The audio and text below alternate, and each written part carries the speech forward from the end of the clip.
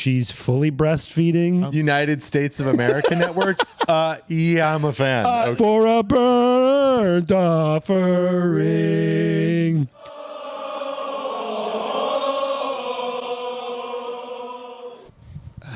That's wild that you have a floppy ESV. Like you it's too big of a book to be soft cover. You know I get what you're saying. Yeah, for sure. I mean, the pages are so thin. Sure, but it's still the mass of it needs support. But you should see, dude. I mean, people carry around some real fatty soft covers. Like, I think it's not a brag, but like, I don't know. You can see the wear and tear on it more. And a worn and torn Bible is a brag. People, not always. That but guy's really dumb. Oh my God, he carries that everywhere. What is stupid? Like highlights or like Post-it notes inside and like all this stuff, like a bunch of paper coming out of your Bible. Yeah, people are like, "Whoa, man, that guy studies. That guy's serious." I have that for my Bible, Infinite Jest. Yeah, my copy of Infinite Jest looks crazy. Does it really? In terms of the sheer amount of those tiny semi-translucent Post-it note things, bookmarky things. Yeah. And then if you open it up and I write in the margins and on the sides, you'd be like, oh, this guy talks to himself on the bus. What do you write in there? Yeah, Infinite Jest especially, yes. What do you write in there? There's so much already in there. What would you possibly need to add? That's a funny point. But it's like sometimes, so he does this thing a lot where it's like, this doesn't make any sense. And then you read 3 pages and you're like, oh, that's what he was talking about. So I'll be like, this back to here. Like that. Oh, okay. Or it's just my thought about this thing. Like, oh, this made me think about this thing. Like, there's some lines in that thing which really like inspire you to think about a different topic, and you're like, oh, I just want to note this down. Okay. Or it's like, connections to other parts of the book, just like noting my thoughts. So you're really engaging with this book. I mean, I was unemployed for a year, and I would say 4 months of that year were just stand up and really reading that book. What year was that? 23? 24? 2024. 24, okay. I would read for 8 hours sometimes, just oh my gosh, straight in all day. Oh, gee and I would only whiz. get like maybe 80 pages. Dude, did I tell you about the class that was in my college? No. The existentialism Oh yeah, class? this is the only class I've ever wanted to take. Yeah, exactly. I'll just reference it again really fast. Basically you wake up the class starts at 6 a.m. and for the first 3 hours, the whole class just reads Infinite Jest in silence. Yeah. For 3 hours. And then they have a quick break, and then the next 3 hours is just talking about what they just read. Yeah. Which is terrible because my reading, how slow I am at reading, would just be exposed to everyone. Yeah, everybody would be like, yeah, and then this part 20 pages later, and you're like, whoa! Yeah, exactly. Yeah, so I'm on page 250 through, I'm like, okay, cool, I just got to 60. Yeah. I'm just not good at reading like that. Like I can't I don't know. be that I think engaged. you digest things though. Like you don't strike me as No, well, I think it's a focus thing. I think if I'm really zoned in, then I can get it, but I'm still slow. But a lot of it is just me being like just not being able to focus that hard. Although I will say I got this book, this Sapolsky book, Determined, and I am writing up a storm in that thing, but mostly out of anger, mostly because I'm like, this is insane. Right. So it just makes it like I ask a lot of questions. I underline. I'm like seeing assumptions that he's making, just all this stuff, and I'm like, okay. So it's not like out of like this is interesting, although it is interesting, but it's not like it's just because I'm like no wrong. Like when I'm reading it out of criticism, it's so much easier for me to stay engaged. Yeah. Well, that's how I'm reading the Bible. So yeah. Well, that's a good point. That is a good point. Are you writing in the margins at all? No, there's not a lot of space. I guess I'm so focused on trying to like get through that is the one downside of this is like I'm not really savoring the content. Sure. One, because a lot of the shit that we've been reading is not savorable. It's hard to savor. But two, it's like, I like doing this podcast a lot, but it's like, I'm reading like the night before, the morning of, because I have the whole week, and I haven't made a schedule yet. And we've only been doing it for 4 months. How could I be expected to 4 months have adjusted to that? We've been doing it longer than that. Are you kidding me? 4 months? The first time we recorded was in October of last year. Okay, so a year. Be a dick about it. Damn, we've been doing this for... Well, so we only started putting them out in January. Oh, that's what it is. Yeah, that's why it's episode 30. But also we were up like 7 episodes. We had 7 episodes banked. Yeah. And we utilized that entire runway. And we just completely blew terrible, out the back end. Just horrific. Dude, I had a thing happen to me on the way here that I think is a really good summary of what it is like to live in New York. Okay. I had to take 3 trains to get here. J to... No. G to 7 to N. Oh, okay. Which is not bad. Why G? Because I was staying at Caroline's. Oh, I see. Okay. My mistress's place. And so I was waiting for the transfer from train 2 to train 3. Okay. And it was delayed. Very New York story. Multiple transfers. Delay. It was delayed, and I was sitting down. And then the train finally gets there. It pulls up. Doors open. A woman who I assume, and I'm making an assumption, is some black. type of... Oh. Whoa. Assuming she's black. No, she's like Guatemalan or something. Oh, okay. She's immigrant looking, she's kind of got the hat. She's kind of got the hat. The trucker's hat that is not something she bought. Right. It's like it was a That's gift. A found. It was a gift. A gift from nature. That woman typically doesn't wear like a gift from the city. A designer trucker hat that says like Pamplemousse or something. Bedazzled? Something like that. Yeah. And she's short and Incan kind of looking, and she's fully breastfeeding with the biggest boob I've ever seen. Just one big boob. The hugest boob, just one boob flopping out, and a kid is like dangling at the end of it. Who could for sure walk like an old kid. No. I mean, he had a full head of hair, but I'm not sure. He had a mustache. I was like, you didn't even need to pick me up when I stopped breastfeeding, so exactly. I cannot criticize. Really? Yeah, dude. I one of my first jokes. Do you remember? Yeah. One of my first jokes is if you have memories of breastfeeding, you did it too long. Yeah, for sure. And that never got last. Or you're a genius. And let's just say you did it too long. Yeah, exactly. It didn't make me bigger. But anyway, so you need to charge your phone? Oh yeah, totally. But we'll figure that out later. All right. So biggest booby, breastfeeding, Guatemalan migrant, walking out, and then a woman who is having a full schizophrenic psychosis episode cuts right through and just sits on the other side of the subway and just has a full conversation with herself. Yeah. And then everyone is just on their phone. So the schizo woman just doesn't know what she doesn't like push people away. No, it's like she's not there, and she's just fully having a conversation with herself. Yeah. And you're like, oh yeah, this is just that. All that was 1 minute. That all happened in, honestly, that was a 30 seconds of my life. The fact that you even noticed that is pretty good. It shows really that I am not a New Yorker. Because I would have not even noticed it. I would have been like, just people are here. I don't even know what the difference. I mean, that schizo woman is probably in between breastfeeding kids. Right. That's probably, like, she's taking a break. Yeah, exactly. She's like, I'm going to put all these kids on my boobs. That's true. They're just freaking out. And you're like, all right. And then you latch one on and it gets her really focused and she chills the voices out, Maybe. I bet it's calming.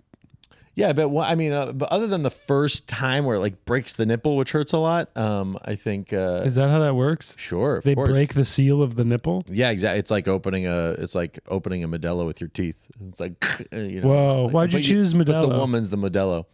No reason. I don't know. No reason. Just because that's a beer that we all drink. We all drink brown Modelos. Mm-hmm. Tall boy brown Modelos. Oh, good not calling them by their name. What? Yeah, tall boy. Wait, what? I think that's tall boys. I think how they say black in Spanish. Oh, I think Modelos call them. Oh, Modelo Negra? Negra, sí. Negra, sí. Sí. So anyway. I was hanging with Frankie. I think that's probably why I went with Frankie in San Diego. We went to a baseball game. Yeah? He has no idea how baseball works. It was really fun. That's great. How's Frankie? We lost. He's good. It was good to hang out. We went to the Padre game. Then we're walking back to the car and we passed this hookah spot that I used to go to with my best friend in high school.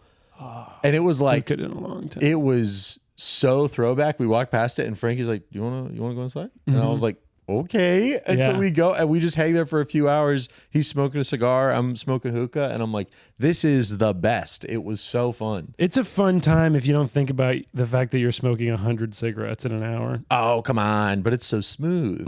yeah. It's awesome. Dude, it takes a gallon of water to make it that smooth. And I hadn't been to that spot in 10 years. So it was like so throwback. That's fun. Like so fun. Oh, dude, it was the coolest. That place sells cigars, hookah, tea, gelato. It's a good time. Oh, dude, it was amazing. It was so cool. There was always this place in Madison that was like, it was like on the side of a hill, and it was like a double wide trailer, and like it was like built off the side of the hill. Okay. And it was a hookah spot that I always wanted to go to, but I never did. Anyway, yeah, that is a very talk about the darn Bible. Yeah, we could dive into that. Let's do that first. Wait, get your phone charged though. Your phone's gonna die. All right. Well, tell them about Numbers 6. Okay, number 6. Number 6. I read through 10, by the way. Number 6. Okay, so actually this is interesting because number 6, if you're looking at the head of it, is the Nazirite vow. So this is from what Grant, tell me if you read anything any different, but did you stop the recording? Okay, perfect. Did we even say welcome to another? I don't think we did that. Oh, welcome to another episode of Call Him Father. Okay. So what does this say? Yeah, this is the Nazirite vow. So speak to the people of Israel and say to them, when either a man or a woman makes a special vow, the vow of a Nazirite, to separate himself to the Lord, he shall separate himself from wine and strong drink. He shall drink no vinegar made from wine or strong drink. Shall not drink any juice of grapes or eat grapes, fresh or dried, all the days of his separation. He shall eat nothing that is produced by the grapevine, not even the seeds or the skins. Additionally, they shall not cut their hair at all. Their hair just goes wild. So the point of the Nazirite vow is to be separate for the Lord for a particular period of time. That being said, I didn't find any like set amount of time. No. It just says for the specialized amount of time, you shall be separate. Don't drink wine. Don't eat grapes. Don't touch a dead body. And it has like all of these special Nazirite vows. And then at the end of that time, you bring a 1-year-old lamb to sacrifice and to join back to the Lord again. Yeah, to be with the people, and then you can drink wine, and then the things continue. So I'm not completely sure the function of the Nazirite vow or why one would take a Naziritic vow. I think it's just to show that non-Levites can also, by choice, extend, like, make a show of their dedication. Make a show. I mean, I don't know what else you call this. Yeah. I think it's just like an opportunity for people to be like, you know what? I've been on a bender for a little bit. I gotta sober up. No drinking. This is like rehab for. They're doing a 90 and 90, basically. Yeah, that's kind of true. They're 70 hard. This is their version. This is their 70 hard. This is their 70 hard. Is a Naziritic vow. Yeah, 7 days hard. 7 days. 7 days. I'm rock hard. But yeah, it does seem kind of random. What's weird is you have all these really, really specific laws and passages of like they give this amount and then they say that 40 fucking times about how many amounts they gave. Yeah, it's very specific. And then you have something that seems like it would be a big deal, at least to the people who take these. And it's pretty open-ended. Yeah, it's pretty open-ended. It doesn't say, hey, you have to be from this tribe to take a Nazirite vow. You don't even have to be just a man or just a woman. Everyone can take this. The reason why this is an interesting, not necessarily foreshadowing, but maybe foreshadowing, is there are prophets later in the Old Testament. Oh, John the Baptist. Who are Naziritic, and they are Naziritic for their whole life. They're Nazirites for their whole life. So Samson, you're familiar with Samson?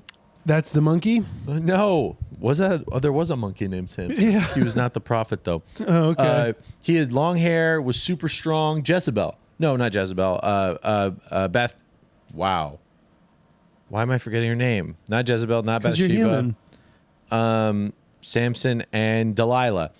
Wow. Okay, so this is a prophet later in the Old Testament who was a Nazirite from birth. His parents dedicated him to the Lord. He never cut his hair. He had superhuman strength as a gift of his being a Nazirite as well. And the gift was locked in his hair.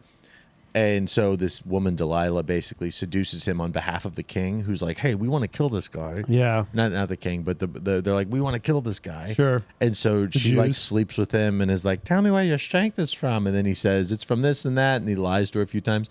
And then Nice. Like, and then people try to catch him and kill him because they thought they had power over his strength. And he was like, nope, just kidding. And was still super strong. And Delilah was like, oh, that hurt my feelings. Why'd you lie to me? And then he's like, okay, sorry. And that goes on a couple times. And then eventually he says, it's in my hair. And then he falls asleep and she shaves his head. And then he's like, whoa, super weak now. He can't save his fuck? life. Yeah, it's crazy. And then they chain him up and make fun of him and stuff like that. And then he prays to God and says, restore my strength one more time that I might bring justice. Because basically he's a prophet of Israel, which back in the day, those are the people that, because they didn't have a king, they like held the people accountable to the word of the Lord, like Moses does now. Right. Like Moses and Aaron. So does he talk to God? Yeah, he talks to God, and then he basically was holding them accountable, and he was super strong. And Wait, are you doing big spoilers right now? I mean, yes, this is a big spoiler for later, and this is like in Judges. This is like way next year. Later. Yes, this is way later. But the point is that person was a Nazirite. Samuel was a Nazirite. They say someone did that? Yeah, John the Baptist. Yeah, John the Baptist. All Nazirites who are separate and special, like they're living their life especially for the Lord. You might compare them to like maybe like someone like a monk, maybe. Yeah, something like that. Yeah, so, you got to shave your whole body. That's monk. Yeah, shave your whole body, which that is. They have to shave. You might compare them to Tony Shalhoub from Monk. Tony Shalhoub. They all have OCD. They really have to stay clean. They can't get things. Never actually dirty. seen that show. I don't know. Oh, really? I was a huge fan. Yeah, it's a lot of people fun. like you always love that network. USA. Yeah, I loved Psyche too. Yeah, I loved Psyche. Did not like Burn Notice. Burn Notice was bad. All my Christian friends. All my white Christian friends love the USA Network. Dude, it's because I think it's just because it's called the USA Network. I think you're that superficial and dumb. United States of America Network? Yeah, I'm a fan. Okay. Sign me up. Yeah, I think so.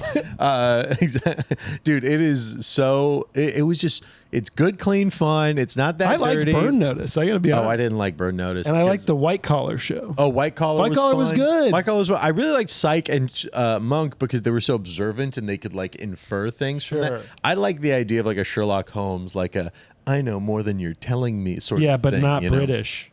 It's Sherlock Holmes for patriots. Wait, is Sherlock Holmes not American? Oh my. Oh, no, you are not very observant yourself. I always thought he just had a weird. I just thought he talked a little funny. I guess. I was thinking about Sherlock Holmes, but he's just a transvestigator.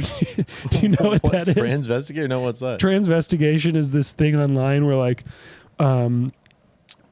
conservative people will just try and find out if someone who is slightly androgynous was born a woman or a man. Oh, that's awesome. And so like anytime like a liberal person blows up online, they'll instantly get, if they're like a woman, they'll get transvestigated. It's kind of what like Candace Owens is doing to the French. Oh yeah, yeah. My mom told me about that. And president's wife. Yeah, that's so funny. Who is maybe not a man, but is for sure a pedophile. Oh, okay, interesting. Well, let's call him a man. Well, let's actually call him a woman then, because more women need to be pedophiles. Yeah. Too many men pedophiles. Yeah. Let's not. Women in ped. Women in ped. Yeah, women in STEM, women in ped. Yeah. That's so funny to think of a transvestigator like going from one computer and being like, we got someone else? So hold on. And like pushing away and sliding to another computer. Like a hacker. Yeah, exactly. Like, hold on, we got something else? Let me just cause the mainframe scene. Exactly. Oh, they haven't posted it. They don't have any pictures from when they were 10 to 13. Interesting. That's interesting. Yeah. Okay. That's a bulge. No, I had it where it was like the scenes in Sherlock Holmes where he's like, she has a slight mustache above her upper lip. Yeah, exactly. The density of the follicles are way too thick to be a woman's. But she could be Indian, so maybe. She doesn't smell. Indian or Middle Eastern, maybe? Her sweat smells like it's full of testosterone. Huh, odd. Yeah, and then he's throw like, in a cab, see how she drives. And then he just bangs her anyway because no one really cares. Yeah, I guess it's probably true. Dude, I think that is so funny, the transvestigator. Yeah, I didn't know about that. I mean, yeah, it's a new term for me, transvestigator. Yeah, that's new for me too. I mean, I think that being observant like that is always really cool, though. You know, I think whenever you see I think you're using it to solve crimes. Yeah, well, but the crime of being trans, a woman online, is not really. They're never trans. Like they're always women. And these guys are like, why are there no pictures of you when you were a kid? Prosecute this. Yeah, exactly. Person. Yeah, exactly. Michelle Obama. I mean, that was like the OG. Oh, Michael Obama. Dude, I have some friends back home who are deep in the Michael Obama sphere. Dude, that's so funny. I think Michael Obama is such a funny name. It's so lazy. Michael Obama, Michelle, probably Michael. Yeah. It is funny how the names are always so close to each other. Yeah. I do feel like most trans people do pick a name that's like kind of the female or male counterpart of what their name already was. But that's considerate. Like, that's kind of like them being like, hey, I know this is going to be a tough transition for everybody. Yeah. Here is a name that's going to be easier for you to remember. Because going from like Cynthia to Jeremy, that's tough. Yeah, that's like no letter crossover even except for the Y. Yeah, that's you know, hard. Going from Cynthia to Cynthia's a hard one. Male. Yeah. Let's do like Sarah's also kind of a hard one. But like if your name's Jordan, boom. Perfect. Morgan, perfect. I mean, you're like, I'm not even changing my name. Yeah. Although, do you think they'd want to change their name just because? I don't know. Never been in that situation before. I've never been trans. Yeah, maybe one day. Maybe one day. If it truly is the mental disease some people think that it is. Yeah, I could acquire that you'll catch it. But yeah, catch it like it's transferable. Yeah, you have to like go home and wait it out for a couple days. Yeah, exactly. It would be like being a leper out here. They're like, oh, go away from the camp. You have to swab your pee hole. Yeah, ow. Yeah, ow. That's what they want. I don't like that. Want. I don't like that. What if you had to do that for COVID? Then honestly, a lot more people would have died. Yeah, definitely. If you make anything pee hole related, like if it's like, hey, you can have 50 years of your life, but you have to like crush red pepper in your pee hole, maybe one guy. Okay. I'm trying to figure out if this is appropriate. Never mind. It's not appropriate for the pod. It's an either or situation, but it's too off topic. We can do it after. We'll do it later when we're actually just enjoying each other's company. Exactly. When we're not trying to think of something funny to say and doing poorly and being funny. Yeah, exactly. When we're actually being funny. Yeah, exactly. Yeah. Dude, how much does that suck? I think I do so much better off pod than on pod. On pod, I can't think of a damn funny thing to say to save my life. Oh yeah, I've noticed that about you. I'm trying to force it, and I'm like, you gotta let go. That's really what this is media training for when we. Yeah, that's true. For when we're on Jimmy Fallon in 40 years. Yeah, and he's 80, and he's just a melted alcoholic blob. Yeah, I know. He already is kind of a melted alcoholic, dude. My mom, but he hides it. Yeah, well. He does. Like you really see the money behind that. When you think like he's a good-looking guy? He seems like neutral, like clean. Yes. I think that's what a lot of those things is just like clean and neutral. Like you don't want a sexy late night host. Yeah, that'd be weird. Yeah. If like someone's too hot. Because that's distracting. It's someone who needs to be like unoffensive, but the person you're looking at is the cartoonishly hot person who's selling you something in the seat next to him. That's a good point. If you keep looking at the host when there's a guest, that's not the right way to do it. Because those shows are advertisements. Yes. It's like if you were playing an advertisement on your TV here, but the screen was too shiny, you wouldn't be able to see the advertisement. That's a good point. Yeah. So you need a kind of neutral. You couldn't have like a Matt Rife, because his face, whether it's hot or not, is distracting. Yeah, I'd be looking at his face, just the structure of Sexy Quagmire. Yeah, kind of. I mean, it does seem like there's a lot of infrastructure in that face. Dude, there are city planners were involved. Yeah, absolutely. Hammers and, the cloud of dust was over his face like a cartoon. Yeah, Ford is invested in that face. Yeah, exactly. Yeah. I mean, they've got, imagine getting all the, the drawings for the face done. People with hard hats and vests. Oh, my God. Like pointing, they're like, well, I think if we do this and that, Mm-hmm. No good. And his cheekbones look great, like a freaking overpass. I mean, they are out of his face. So yeah, we really don't know what the Nazirite vow does, but I think it does offer the separation, like you're talking about, and the fact that it's not just for men or just for women; it's for either. That part is actually crazy. Yeah, if you consider a lot of the rest of what we've read so far, the fact that a man and a woman can do it equally Interesting. It's cool. To say the least. Okay, so then chapter 7. Wait, but there's also, Oh, go ahead. There's the Aaron's blessing. Yeah, let's finish out 6 with Aaron's blessing. Yeah. Do you want to talk about that? I'll just read it. Oh, okay, yeah. This is important. So listen up. This is important. I hear this. Pull out. You're probably driving right now. Pull off to the side of the road. Yeah. Close your eyes. Open your hands. Open your hands. Maybe don't pull off. Believe in God. He'll steer. Yeah. Let Moses take the wheel. The Lord blesses you and keep you. The Lord make his face to shine upon you and be gracious to you. The Lord lift up his countenance upon you and give you peace. Amen. Amen. That's the Lord's blessing, and that was on one of the oldest pieces of like document ever found when it comes to like how the Bible was made. This was inscribed on like a silver amulet found at a tomb in Jerusalem, I think, that dated back to 600 BCE, before Christ was erect.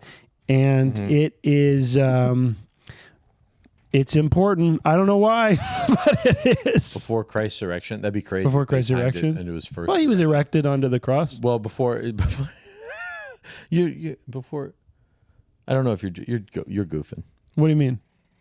BCE? Yeah, before Christ erected. Before Common Era. What? And then CE is Common Era. Common Era meaning? Common Era. It's the dates are the same, but people don't like BC and AD because it references Christ. Because BC is before Christ. Yes. Yeah. And then AD is Anno Domini, which means in the year of our Lord. Uh-huh. And people don't like that it's referencing Christ, so they changed it to BCE, before Common Era, and then CE, which is Common Era. The dates are still the same. What is the 33 years that he's around? Those are CE. Those are CE. Yes. Yeah. Those are CE. That's the Common Era. Yes, that is the Common Era. So Era. it's still fully built around Jesus. Oh, 100%. The dates, like I said, the dates are still the same. They all just this changed the renaming name. Stuff. That's how I feel. I'm like, well, it's stupid. It's still put around Christ. And all people, historians debate, like maybe they're a few years off as to when Jesus was born. So actually, Jesus could have been born in 3 CE, which is interesting. Because then he died. Would that mean he died at maybe 36 CE or something like that? Ooh. The range of his death is from 30 to 36 CE, I believe. Okay. But anyways, yes, this is found super old. Do you want to know the stories how that was found? Did you learn about that? Nope. So there's a bunch of tombs in Jerusalem that were over time raided. You know what I mean? Just because it's like, it's thousands of years. Tomb raiders go in. There's nothing to be found historical in these tombs anymore necessarily. Tomb raider sounds like such a cooler thing than it is, which is just digging up coffins. Well, I think the nature of graves back then makes it cooler. Like now, they were way more sick. Yeah, you don't bury stuff with people. Why don't we put bodies in mazes anymore? That's a fun thing to do. Bodies in mazes and toys inside, like along the way. That'd be more fun. Because right now it's literally just like maybe your tie is nice that you're buried in, and you're not buried with anything. It's not like there's kind of no reason to dig up a coffin anymore. Yeah. But if you put like an envelope with like $10,000 inside. And we're like, whoever make finds it fun this gets to keep it. Or whatever. Make it fun. Yeah, like a geocache sort of thing. Well, yeah. Why don't we make grave digging like a fun part of society? Yeah, and then a graveyard person could actually, now I feel like the only thing that graveyard workers, the only thing they do is just keep people from making out in the graveyard. That's kind of all they do. Yeah, they stop gravestone blowjobs. Yeah, exactly. They don't want to be doing that. They should be letting those happen because they have bigger fish to fry defending from grave robbers. You kids go do that. This guy's trying to steal from a dead person. Mm-hmm. That's way more. I think they'd have more honor in doing that. But so basically there's a tomb back then and they're digging through this one tomb and a kid, literally like a 11 or 12-year-old kid, accidentally breaks through the floor of one of the tombs and finds a ton of stuff underneath the floor because what had happened was an earthquake amidst the thousands of years. An earthquake happened and then the roof fell down on top and covered all of the stuff on there. So when tomb raiders went in, they thought it had already been raided. And then this kid accidentally breaks through the floor. They find a bunch of super old stuff, including this that's super cool. From like 600 BCE. And then BC. And then they did what? Well, this verified, the fact that this prayer had been around for a very long time. Sure, but like usually tomb raiders sell the shit they find. This was found in like the 1900s. Like the guy who found it is still alive. Right. But like they were raiding tombs, right? No, these are archaeologists. Oh, these are archaeologists. So the archaeologist, that's the kid who fell through, was a part of the archaeological thing? Yes, he was part of the archaeological I thought these were tomb raiders who were no. You know, we've grown a conscience and we want to find out what this amulet says. I'm like, okay. No, these are archaeologists, and this happened in like maybe the 70s or 80s or something. Yeah. So it's like very recent. There's a guy, I've learned about this from the guy being interviewed on YouTube. Oh, and he talks about how much he hated this kid. This kid was just bothering him, annoying him the entire trip. And then the kid makes this discovery. Of like by stepping on a weak spot. Yeah, breaking through the ground. Oh, that's fun. Yeah, so that's it's a fun cool. story. So yeah, they found this incredibly like verifying thing, and this prayer, which is called Aaron's blessing, is said in almost. I shouldn't say every benediction, but in my lifetime, it's the vast majority of benedictions that I've heard at the end of a church service where he says, before you leave, let me bless you. The Lord bless you and keep you. The Lord make his face shine upon you. And it's like this exact thing has been said for thousands of years. So like you said, pretty important. Oh, and the setup for this is the Lord spoke to Moses saying, speak to Aaron and his sons, all the priests, saying, thus you shall bless the people of Israel. You shall say to them.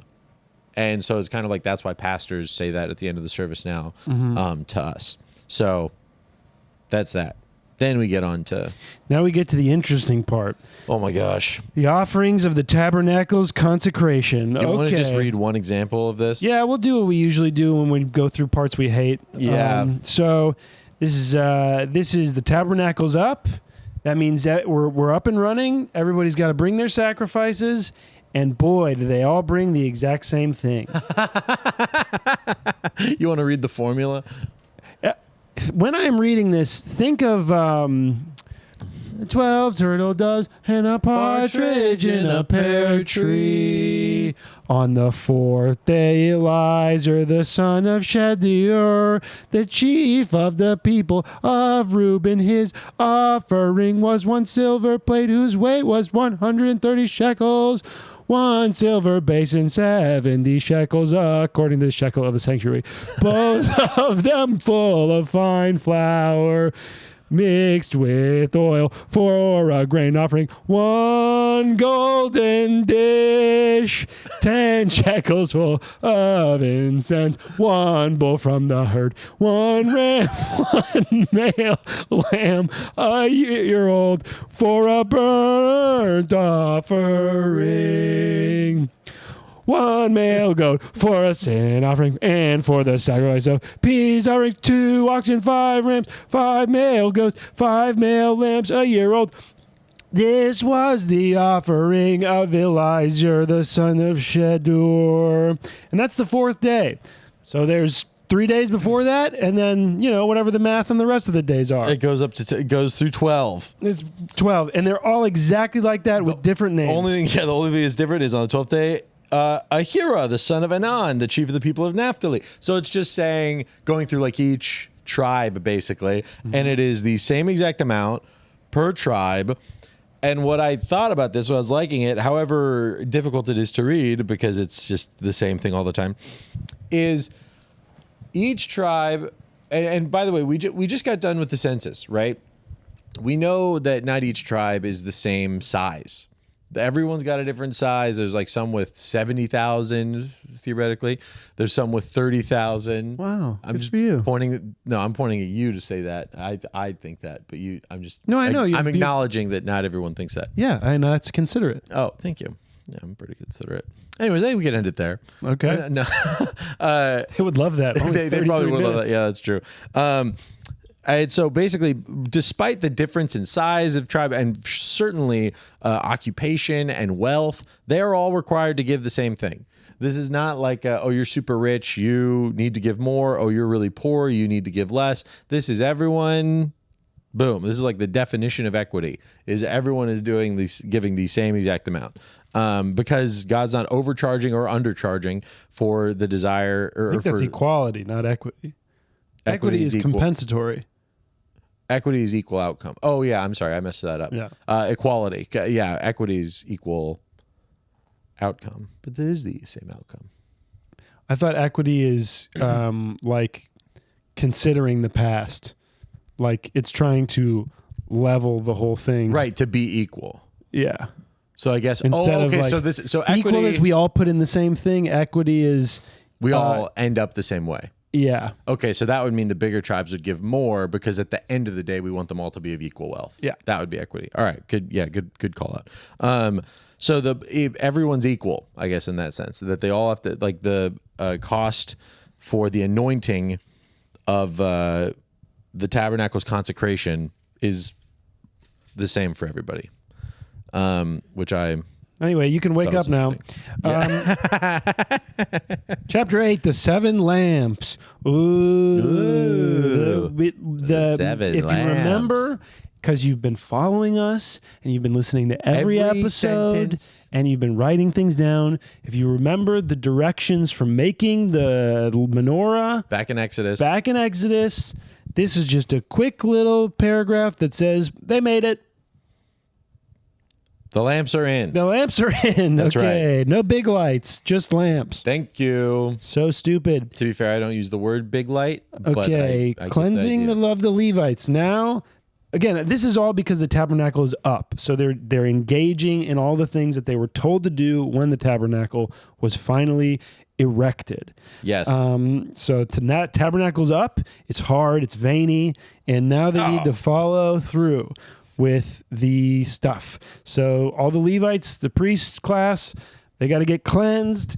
They come in, they shave their whole bodies. They're nice and smooth. God likes them smooth, okay? Smooth, I think, but that probably helps like when you wash, like there's nothing being held in the dirt of your hair. Yeah, it's easier to be clean. I need to honestly Levite my ass crack. I think it would make... I was thinking of Leviting my arm. Armpit or whole arm? No, whole arm. I mean, not actually, but it'd be interesting to just take a razor, get all the hair off of my arm, and to be like, what is this like? Is this helpful? Is this unhelpful? Helpful for what? Is this attractive? Is this unattractive? I think smooth like hairy a dolphin. Forearms is more attractive. Well, you say that as an ape man over here. No, this is an objective thing. I mean, well, yeah, everyone loved a Robin neck Williams. Beard is really hot. Yeah, people loved Robin Williams' forearms. That's what he was known for. I have like reasonable hair, I guess, on my forearm. Nothing too much. I think when it gets weird is when it gets way too thick and when it extends and you have like... Yeah, when it goes onto the hand. That's when it's like I have a little bit on the left of my hand, but it's not like it's not onto the meat of the back of my hand. Yeah, it's where you're like, whoa, that goes there? That's when it's a little too much. When you notice that, you're kind of like, okay, I don't know. Yeah. But it's still, if I just shaved all this off... Would I be like, would I tan now? Like, what would happen, you know? I don't think your hair offers too much UV protection. But I see. I think it would come back thicker. That's the problem. It would? Yeah, that's the old wives' tale. If you shave, it comes back quicker. Huh. Quicker or thicker or both? Quicker and thicker. Okay. I should do that know. With this portion of my head. Yeah. Yeah, you would think. Yeah. I just have a bad hairline. Okay, I'm not balding. So they gotta shave themselves completely down. They gotta get touched with the water of the special water. Holy water. Is it holy water? Do they say? I don't think they say holy water. Yeah, I think they just call it the water of purification or something. Yes, which we could do it. Come on, that seems pretty holy. And then they kind of walk down, and everybody in Israel touches them. Mm-hmm. And then they they have to make some sacrifices. As always, you got to make some sacrifices of animals. And then now they're allowed to walk into the tent of meeting, not into the Holy of Holies, but now they can do their thing. Right. And also, again, that he reiterates, thus you shall separate the Levites from among the people of Israel, and the Levites shall be mine. And so this is kind of taking the Levites instead of the firstborn. We talked about this last episode too. But he says, for they are wholly given to me from among the people of Israel. Instead of all who open the womb, the firstborn of all the people of Israel, I have taken them for myself. So this is kind of the separation. So instead of having to give the Lord everyone's firstborn, they just have the Levites. What would that mean, by the way, giving the Lord everyone's firstborn? So that would be, I think what that would look like would be like the Naziritic vow, having the Nazirite all of vow the firstborn have to be would be like a Nazirite vow, would be separated for the Lord. Okay. I mean, again, we see that with Samson and also with Samuel. Later, Samuel, how he comes about is his mom is barren, which again, back then, people think you're cursed if you're barren. So she's praying to God saying, I want a kid, I want a kid, I want a kid. God, if you give me a kid, I will devote him to you immediately, basically. And then the Lord opens her womb. She has a kid. And basically, I think it was like after the first year. I forget exactly when it was. But she brings him to the temple to be raised up in the temple. Like she bears him and then is like, all right, go ahead. Go to the temple and just gives him to the temple. Stop spoilering Samson. It would be like that. No, it's Samuel. I'm spoilering a different guy. Oh, Sorry. great. More spoilering. Yeah. Okay. So then that happens with the Levites. And then you get their time that they have to be Levites, which is 25 to 50. Not a bad career. That's reasonable. Honestly, that is a reasonable. Good time to retire. Yeah, 50? Are you kidding That's me? I great. mean, you got so many years ahead You of have to do pretty good in America to retire at 50. Are you kidding me? Dude, yeah, when I see someone who's in their 50s and like, I'm retired, I'm like, ugh, gross. Really? You're so rich. I think it's awesome. Oh, it's amazing. But For I'm them. also like, yeah, but you could just hear it in their voice. They're like, I'm retired. I'm like, Oh, dude, I read this really cool New York Times article about this guy who was like a big Wall Street guy. He ran a fund. He stopped at 41 and became an EMT for the fire department. And now he's like one of the top rescue medics. Whoa, who, like, teaches really? the classes. Yeah, it's kind of interesting. Where? In New York or? in Manhattan, in Midtown. They Whoa. call it Hollywood because of all the high profile cases that go on there. Whoa, I bet that's why he did it. He just wants to save all these rich people's lives. Yeah. Try and make it bad. Yeah, right. But he was. EMT. I mean, the EMTs are really not getting called for. Most of those calls that they're responding to are people ODing on the steps of the subway. Yeah, absolutely. Which is what the article opens up with. But, okay, so the Levites, good little career. 25 years. You get your food provided for you. You get, to... what else do they get to do? In terms of their job? Yeah. They cleanse the people from their sin. They do the sacrificing. Yep. It's kind of their day-to-day. And they don't help move the tabernacle. That's Levites as well? Yeah. Okay, that's different that's different like sects within the Levites. Yes, they have different jobs. Kohathites or whatever. Yeah, Kohathites. Okay, Kohathite. And now, chapter 9, the Passover is finally celebrated with the erected, veiny, throbbing new tabernacle. And the Passover is, again, a flashback, not spoiler, flashback to when the people in Israel put blood of the lamb on their doorposts so that the angel might pass over them and not kill their firstborn when they were in Egypt, which is ultimately what allowed the people to leave Egypt, is when the firstborn of Egypt died, of the Pharaoh died. And so then Pharaoh was like, hey, get the hell out of here. I'm upset with you guys. And so that's what this is for. So again, this is like the classic Passover meal that we still see practiced today, which I do think, I was thinking about this. I don't know if you don't believe in God or you don't believe in this origin story of it all. What is the alternative origin story for the Passover? I don't know what that is. What do you mean? Like, well, if this isn't real, right? This is all fake, made up. Yeah. Then where did the Passover come from? Like, I'm just going to clip you saying that, by the way. It is all made up. We finally got it. This is just a nice thing to think. Yeah. But like, if that is the case, then where did it come from? What? It's just so funny how like that is pretty much what most people like who are being generous as atheists think. Oh, this is all just made a up. nice thing to think. Oh yeah, totally. Yeah, This is it's just a nice thing to think. Yeah, this is a nice thing to think. Oh, that's helpful for getting by. Right, exactly. They're like, okay, you need to cope like that. Okay. You need to believe this fake history timeline. I drink wine, you believe this bullshit. Yeah, in order for you to be, copacetic with your reality. Yeah. That's very cool. You want to be in a larger timeline of stuff, whereas Very tolerant condescension. who am intellectually more honest, if we can be real. Right. I think that we came from nothing and go to nothing, and life is ultimately meaningless. So that's what's good. That's better to think. Well, yours is nicer. To think that. It's nice. Oh yeah, it's way nicer. But that's what's funny about atheists is they're like, actually, the truth is everything means nothing, and it's like the most depressing reality you could imagine. And they're like, and it's real. It's like that. No, that's the worst part about that is that it's real. Yeah, that's terrible. It is a harder. It's a rougher pitch for sure. Oh yeah, which is also why you see the top atheists who are like seem to be very content in their atheism. The way that they've found purpose in life is to evangelize atheism. They're like, this is what brings me happiness, is getting other people to think this. Because if I lived a quiet life with my atheism, I would kill myself.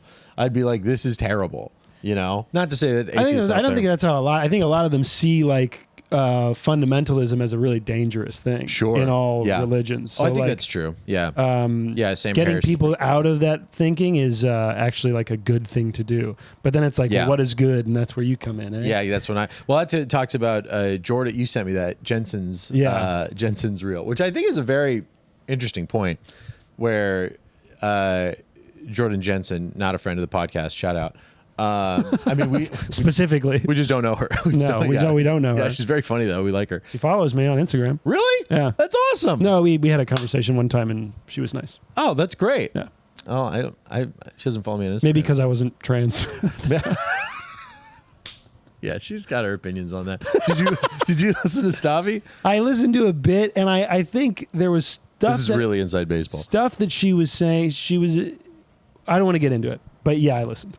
Anyway, finish what you were saying. Okay, yeah, what she was saying, she thinks that her hot take on Subway takes was she doesn't think anyone is really religious. Unless they're a full-on fundamentalist. Yes, unless they're like blowing themselves up or going crazy, they don't really believe it. Because she was like, if you think that your friends and family are going to go to hell, wouldn't you just every second of the day be like, believe in this, believe in this, believe in this? It's kind of the Louis abortion take. A little bit, you know, where he's like, saying.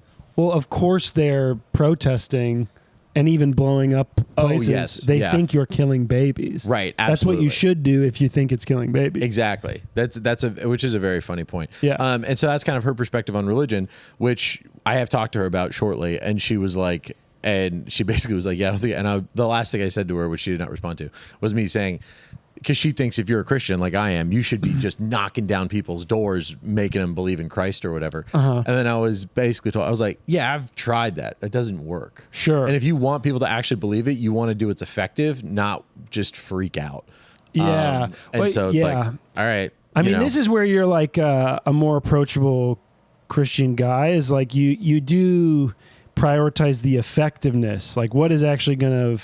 I mean, not all the time, but no. This is my biggest. This is the biggest thing I need to work on. Frankly, because I get heated. Yeah, it's hard. I mean, it does push people away. Because I've had similar things with like alcoholism, where I'm like, hey, you need help, and that person doesn't talk to me anymore. Right. And it was, it's a lesson I needed to learn, but it is a hard one to learn because you want to help people and you have something that has helped you. Yeah. But if you don't do it in a very careful way that is mostly triggering their curiosity coming to you, you do way more damage. But the reason I was saying is like your practicality is like you aren't pro-abortion, but you believe that access to like abortion rights decreases the amount of abortions that happen. Pro-choice laws tend to lead to a decrease in abortion. Yeah. Which is weird because it's like, ultimately what we want is less abortion. As someone who's anti-abortion, such as myself, I'm like, well, I want less of it. Yeah. So if that means legalize, it's one of those weird things where it's like, if you legalized murder, but then just no one got murdered anymore, it'd be like, well, I guess we legalize it? Like, I don't know. It's like a weird thing because my words, like, I don't think murder should be legal. I don't think killing a baby should be legal. But if legalizing it leads to less of it, and really it's not the abortion particularly, but other pro-choice laws like access to contraceptives and stuff like that. They're all just kind of packaged together. Yeah, I think that those things are really what lend to fewer abortions because of fewer pregnancies and all this stuff. So I think that there are definitely benefits to pro-choice laws that pro-lifers should like. Right. Yeah, and the thing is, if you just force it, it's like Jordan's perspective on religion. It's like, yeah, have you heard of the Crusades? Sure. Have you heard that doesn't work, stupid. Yeah. Like, and this is where I become less gracious and get upset. Is I'm like, hey, idiot, you just sound ignorant. You sound so ignorant when you say that. And then this is where I become less winsome, and that pushes people away. Right. Because I get angry. So I was just thinking about that. Like, if I did talk to her about it, I was like, how would I talk to her about it and stay calm in the face of such incredible ignorance? How do I not freak out in that moment? And that's like a personal journey that I'm on. It's really hard to separate your deep beliefs from your ego. And absolutely. To kind of show faith, you have to do that. Because if you react in the way that you're talking about, and in a way that I think everyone does when they're passionate about something or they really believe something, you do no nothing. You do nothing for that cause. Right. Like it's really hard to not get in your own way. And what's so interesting about that is if I did get that passionate about the cause with her, I'd be doing what she thinks I need to do as a religious person. Sure. In her perspective, I'd be being the most religious by doing that. Right. And I'd be the least effective. Yeah. So it's like, okay, cool. I look religious to you, but you're never going to come and explore this anymore because of how off-putting I'm being. Yeah. So like, it's weird, you know? Yeah. It's really, I mean, this is the thing I've been thinking about lately of like, what is sobriety? Because I'm trying to be sober.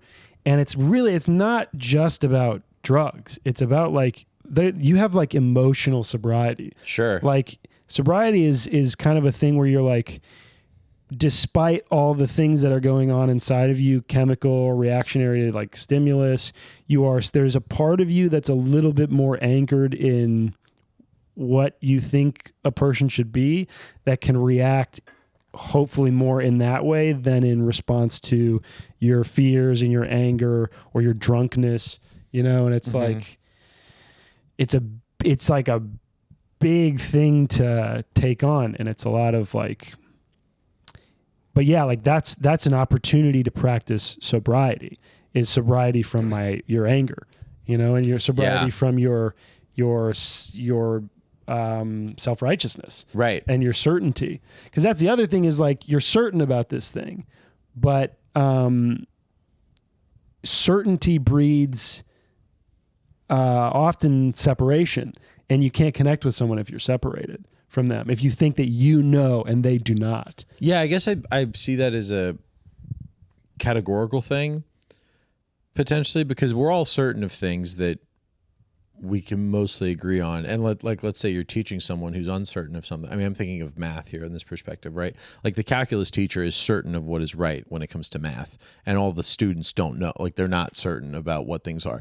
They're open-minded to learning ideally, but it's like, okay, that certainty and uncertainty doesn't separate them necessarily, because they are on the same goal of trying to reach truth. And I think, but the certainty is in the thing, not in the person relaying the thing. Right. I think that's a good distinction. And I think that I'm not certain in, this might be not believable, but I'm not certain in my own intelligence being able to figure out that this is true. Yeah. Right. I'm not like, well, I'm better than you, and that's why I realized this. Mm-hmm. It's not because I did it, but I am certain in the truth of the gospel. Again, not because of myself, but because I believe it to be true. It's like, again, I don't want to make it sound like I dug out this truth. But I do believe that thing to be true for a variety of reasons. And I don't think that certainty necessarily separates from someone who is also looking for something that's true. Like if that certainty is going to be off-putting to someone who is really closed-minded to that thing. Mm-hmm. But if I find someone who's certain in Islam or whatever, right? Uh-huh. I'm not like, oh, you're certain? Can't be true then. I'm like, oh, okay, cool. Why do you believe that? Like to me, that has no bearing on whether I'm, gonna be into that thing or not. I think that someone else's certainty pushing you away, I think that's one's own ego problem. In terms of like wanting to be stiff-necked and like, you're not gonna make me do what it's like, why? But okay, so they're 100% sure. What does that have to do with me? Sure. It doesn't bother me at all. Yeah, it's how do I find relation in their certainty, or don't? Or how do they look for, because also if someone's 100% certain, they still want to be in relationship with you. Yeah. Right? Like but again, like how do you do that in a not off-putting way? That's going to be the journey of my life, is how to figure out how to balance what I believe to be true and how confident I am with it while not pushing away other people. That's going to be my whole life. Like when I'm, however old I get, I could be 83 and I'm going to be like, I'm a dick, and I'm going to be way nicer then than I am now, 100%. But I'm still going to be like, I could have handled that, but I could have been less reactionary or mean or whatever. You know what I mean? Well, this is interesting, but I want to finish this section. Sure. So this is very important. We're finally into a little bit more cool mysticism stuff. And they have been in Mount Sanai for a while now. Number of years. Preparing to move to the promised land. And it's up. They've done their things. They're doing the Passover. They're consecrating the Levites. Now it's time to move. How do they move? How do they know where to go? Here's how. Cloud-based GPS God system. That's right. There's a cloud above the tabernacle that when it moves, they move and they go to where it goes and they sit under the cloud until it moves again. Maybe it's a couple months, maybe it's a day, but they are determined in their direction by the cloud. Yes, that is symbolic of God's presence with them. During the day, it's a cloud. At night, it is as fire, what it says, which is pretty cool. And have you gone to those AI Instagram accounts? I went to the one. The Bible AI. I saw the one of the parting of the sea. Yeah. So, and that's how they follow the Lord. That's how He directs them as to where to go. Yeah. And so that's pretty cool. There's not really a lot of elaboration on that. It's pretty much just like, yep, and that's what happens. Oh shit! I took a wrong turn here. Wait, hold on. I swear I could.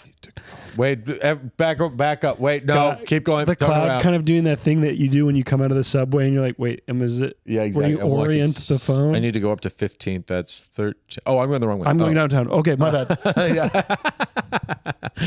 Yeah. So they follow the Lord via the cloud, which is really cool. And yeah, that is pretty mystic.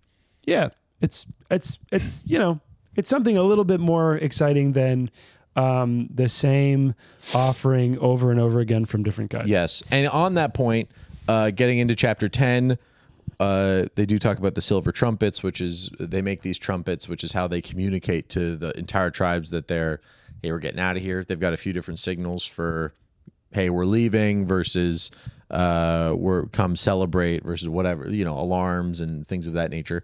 And then it talks about Israel leaving Sinai. Oh my God. They've been here for years. They've got their path down. They've got the tabernacle. They understand setting it up and taking it down. They've got everything delegated. They know where to sit, where their place is around the tabernacle as a tribe.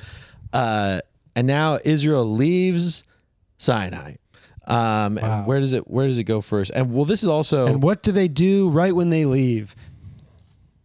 Chapter 11, the people complain. Yeah, we'll get into the complaints next week. We'll get into that next time. Yeah, but the people complain pretty immediately. They start complaining. Yeah, which to be fair, we haven't really been talking about the disposition of the folks most of this time. It's mostly what they need to do. Like God's been handing down rules and stuff. We haven't been talking about it. The book doesn't talk about it. That's what I'm saying. Oh, okay. We haven't been talking about it because it's not in there. It's really just about the rules that the Lord is giving them. And now it's talking about the people complain.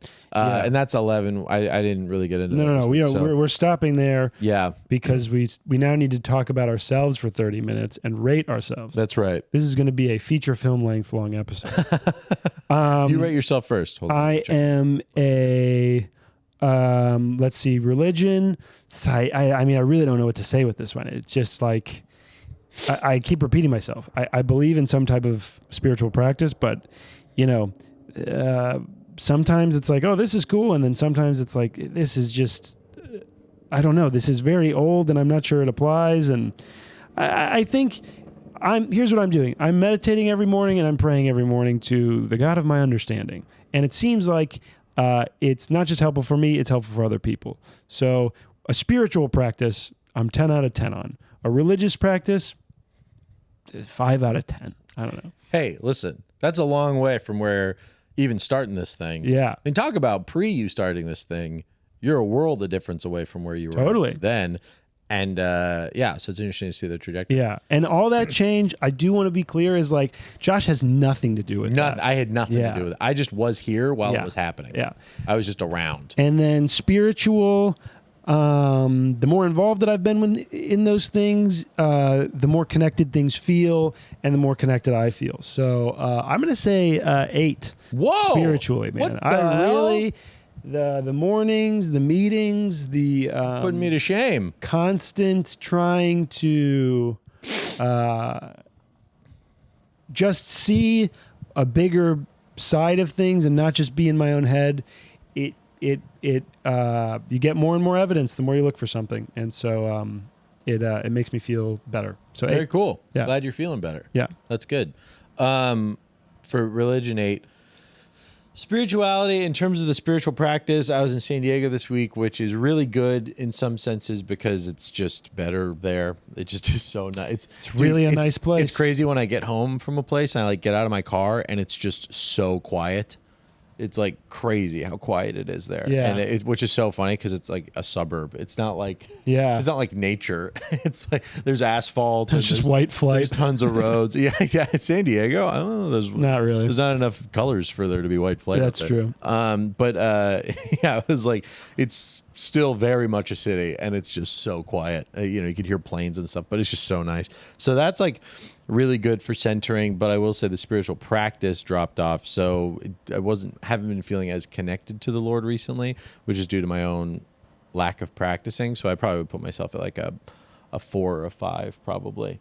Okay. Which again, the spirituality being more subjective because I totally believe in its truth, but it's hard to, I guess the way we're basing it is more like how spiritually it's a feeling. It's more of a connective feeling. Yeah, exactly. In terms of the connective feeling, I would keep it on the lower end, but that doesn't have me doubt its truth necessarily. So, yeah, but I'm looking to get the practice back up and be less distracted and prioritize things correctly. Morning routine, bro. Yeah. Okay, well, this has been another episode of Call Him Father.